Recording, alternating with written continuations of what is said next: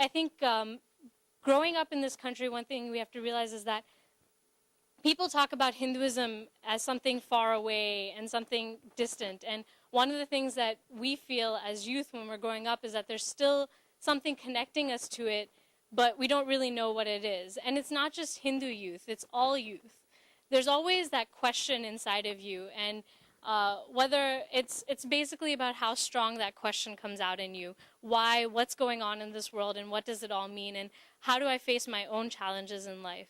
So I think one of the things that I always get, I kind of don't like to talk about Hinduism as a separate entity. I kind of, normally when I like to think about it, I like to think of the idea of Sanatan Dharma, so the eternal truth. And when you think about it like that, it's not anything that is away from you. It's something that kind of lies as a basis to everybody's life. And it's just how much we inquire into it. So, you know, I know people like to say that, you know, we as a generation like to, you know, don't like that we're forced to do all of these things. And a lot of times things are very meaningless, but still inside of each person, there's still a question, like what is the meaning of all of this?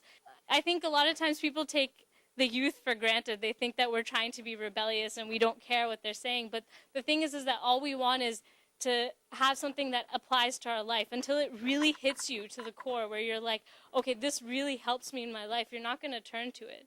A lot of students sometimes think that, oh, you know, if I'm Hindu, I'm away from being modern and being, you know, with it, with the crowd. I can't live in this life and go along with everything and still be so true to my faith.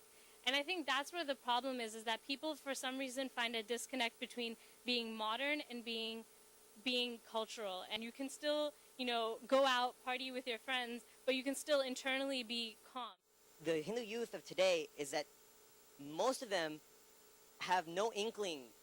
If you were to put Hinduism on a scale of 1 to 10, they know like -1. Okay? They know what their parents have taught them. And just as Mr. Alexander was saying, Armstrong, sorry. Okay. Alexander, I put you up there. Thank you. I appreciate that. Just as he was saying, again, these questions of how to deal with the spiritual aspect has not been properly answered. I mean, we all went through school and, you know, oh, you're a cow worshiper. How do you deal with that?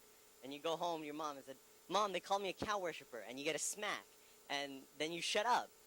Then it's just like, oh, okay, that's the answer. So when somebody asks me, you smack them back.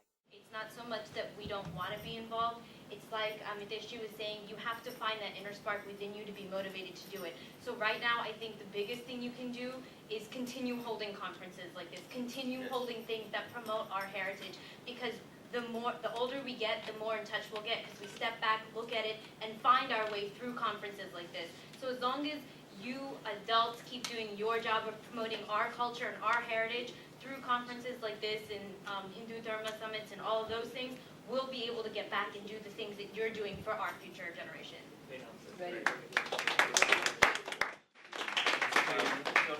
Hi, my name is Koil Koshal.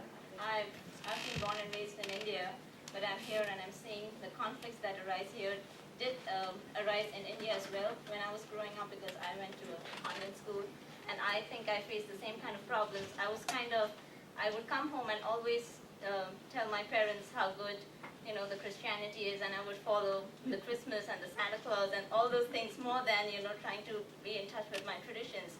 But it's after I came here and I'm attending all these conferences and getting together with the so-called like-minded people of my age and generation. It's really ironical that I have to come this far to do this. And here is where I'm actually getting back in touch with my roots, and I'm being proud of who I am, because I think the thing is in India or anywhere, the Indians or the Hindus, we lack the knowledge that we need to have, and that's why we are so shaky and we are not very confident about ourselves or our religion, and I think that needs to change. Thank you. Now Sampada, who's here from India. Namaste, my name is Sampada.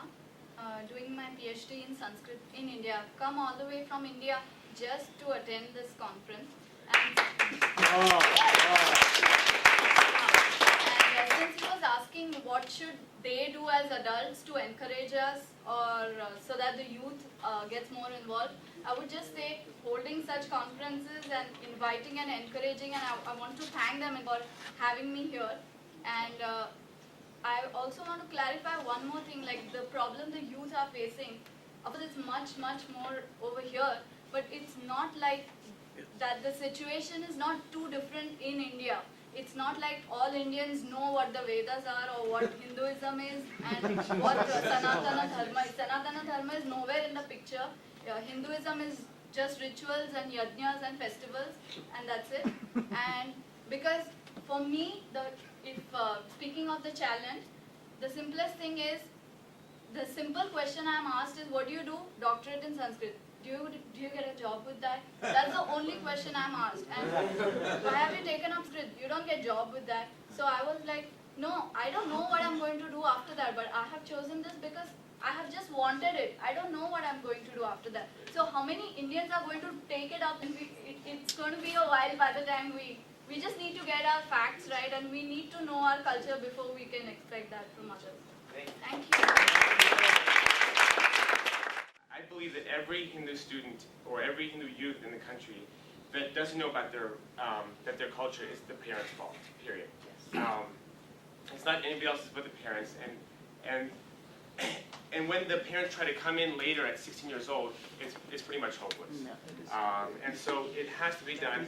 And that's why on an HSC level, I've tried to take a stance where like HSC students can play a big role in Bala Viharas across the country, because that's where it's going to happen. You know, with these Sunday schools, by Chinmay Mission, by VHP, or what, you know, by Swadhyay or by Swaminarayan. But we have to start at a very young age and cultivate that interest in the heritage.